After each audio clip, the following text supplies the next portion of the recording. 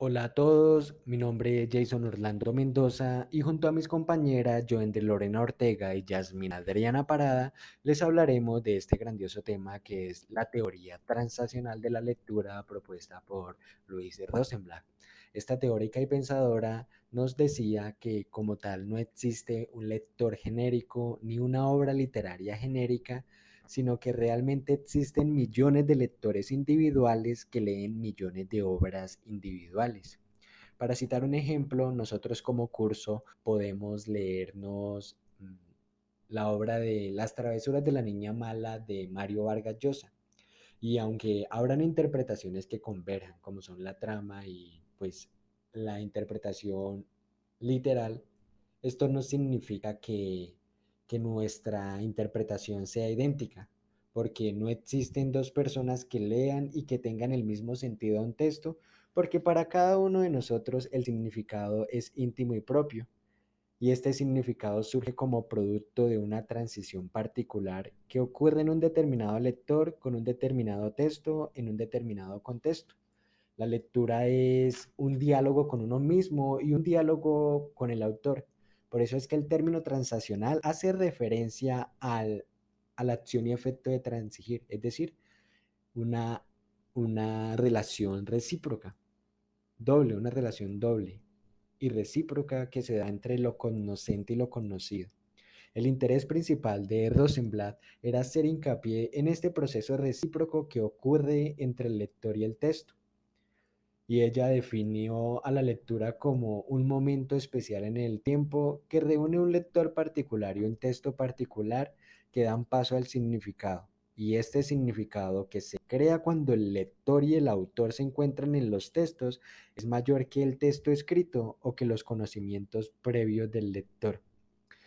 Y este significado, por lo mismo que les comentaba en el ejemplo, es relativo, pues dependerá del poder, de la fuerza en las transacciones que se produzcan entre los lectores y los textos. Bueno, en la teoría transaccional de la lectura nos encontramos con dos tipos de lectura o postura. Debemos recordar que el proceso de leer comienza desde el momento que se lee, donde encontramos el título, la portada, las primeras líneas de un texto y pues esto mueve las experiencias y nos lleva a adquirir un significado. Bueno, la lectura eferente, este tipo de lectura es más común donde el lector busca derivar información del texto. En este caso, un lector se preocupa principalmente o totalmente por la esencia del mensaje, la información que él puede llevar. Por eso la palabra eferente significa conducir o llevar. Acá el lector no le importa cómo está redactado el texto, si tiene imágenes, no sé, el tipo de letra. No le importa eso, lo único que quiere es buscar la información o adquirir información del texto que está leyendo. Por eso generalmente los textos son expositivos, o pueden ser textos científicos, un reportaje, una crónica, una entrevista, un ensayo, entre otros más. Acá está esta postura, pretende la adquisición de un conocimiento y se dice también que es pública. ¿Por qué pública? Porque, por ejemplo, pueden haber dos lectores en un determinado contexto, en un determinado sitio, que pueden estar leyendo la misma lectura, pero pueden coincidir con, con la información que se ha adquirido del texto. Entonces, por eso nos dice que es pública y como les decía, esta lectura eferente en sí lo que le interesa es adquirir información. En la lectura o postura estética, pues este es el arte que estudia las cualidades de la belleza. Podemos decir que es la función estética en el embellecimiento de la palabra en el lenguaje. Es ver lo bello de la lectura, percibir algo bello.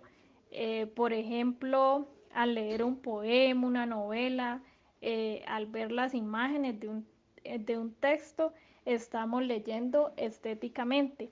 Esta lectura, el lector es individual.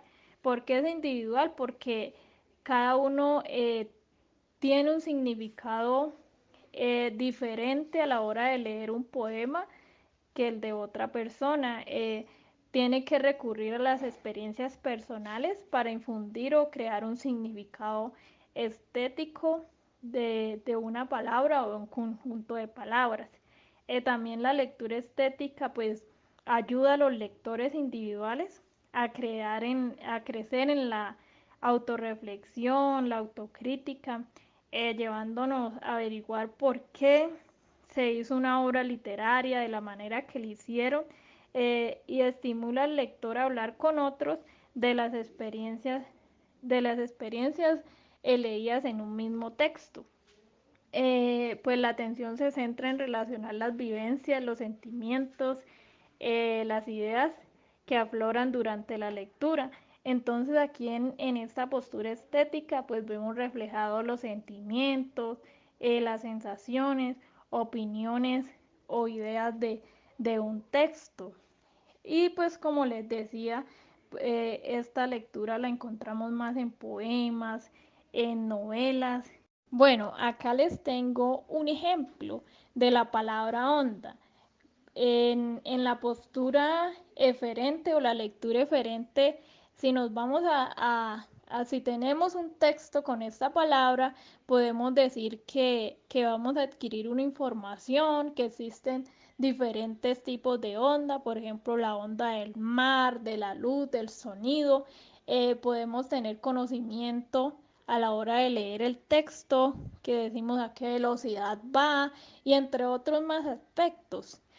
Pero en la lectura estética o en esta postura, ya vemos que se embellece la palabra onda con con otras palabras, ¿sí? Por ejemplo, aquí William Shakespeare nos habla de la onda marina. Entonces él nos dice, así como la onda marina llega hasta la playa, así nuestros minutos se borran hacia el final. Entonces acá podemos decir que cada lector es individual y puede tener un concepto o un significado diferente a la hora de leer esta frase. Entonces, pues la postura estética, ya para concluir, se refiere a lo artístico, a lo sensorial, lo efectivo y lo emocional. Y la postura eferente ya es donde se extraen datos de un texto, información relevante. Bueno, ahora vamos a ver la relación entre texto, contexto y lector. La relación que se experimenta entre el lector, el texto y el contexto es una transición donde se construye significado. Vamos a ver que el lector y el texto son mutuamente dependientes, pero sin embargo presentan una relación de interdependencia, y de esta relación de interdependencia es donde surge el significado de la lectura o el sentido de la lectura. El lector, valga la redundancia, pues es la persona que lee y pues depende mucho del estado emocional o del estado de ánimo, eh, para darle un sentido a un texto. Y pues el texto son aquellos aspectos que le permiten otorgar sentido al lector.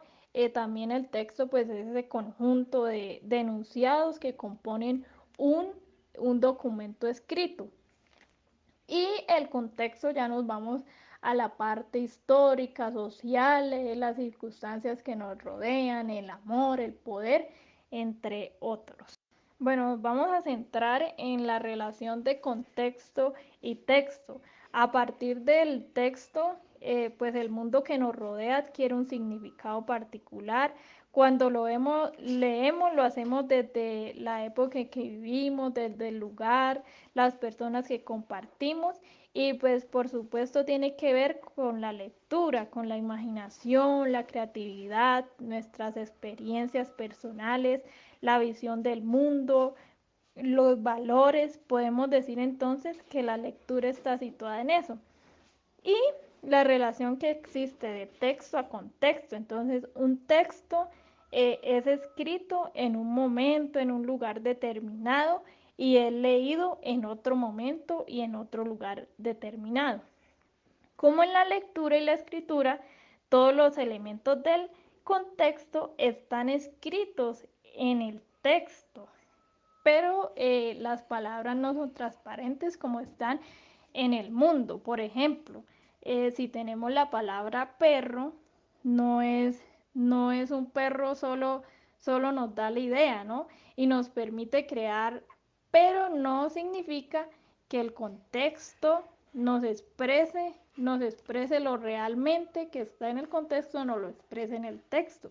Entonces, acá vamos a ver que la dirección de trabajo de la lectura siempre irá del texto hacia el contexto y no lo contrario. Objetivos. El primero es alcanzar la autonomía, es decir, que el docente tanto como el estudiante se apropien de la lectura y transmitan esa seguridad al oyente y de esta manera sea efectivamente comprendida la lectura. Segundo, gobernarse a sí mismo. Bueno, esto es una estrategia para tener el control sobre lo que se lee. De esta forma se logra que el estudiante se exprese libremente en cuanto a la lectura. El tercero y último es aceptar la responsabilidad de los pensamientos, sentimientos y acciones. Es decir, que el docente evalúe la apropiación que hace el estudiante con la lectura y respete lo que éste ha interpretado, ya que al hacerlo se le está permitiendo al estudiante trascender. Se le permite que el estudiante mire más allá de los ojos, que sea él mismo en el aula de clase y que exprese su conocimiento independientemente de lo que el docente piense que está correcto o no. Porque cada estudiante tiene su potencial. Entonces la idea es que el docente ayude a que ese potencial salga, a pulirlo. Obviamente lo puede corregir, le puede enseñar porque para eso es el docente.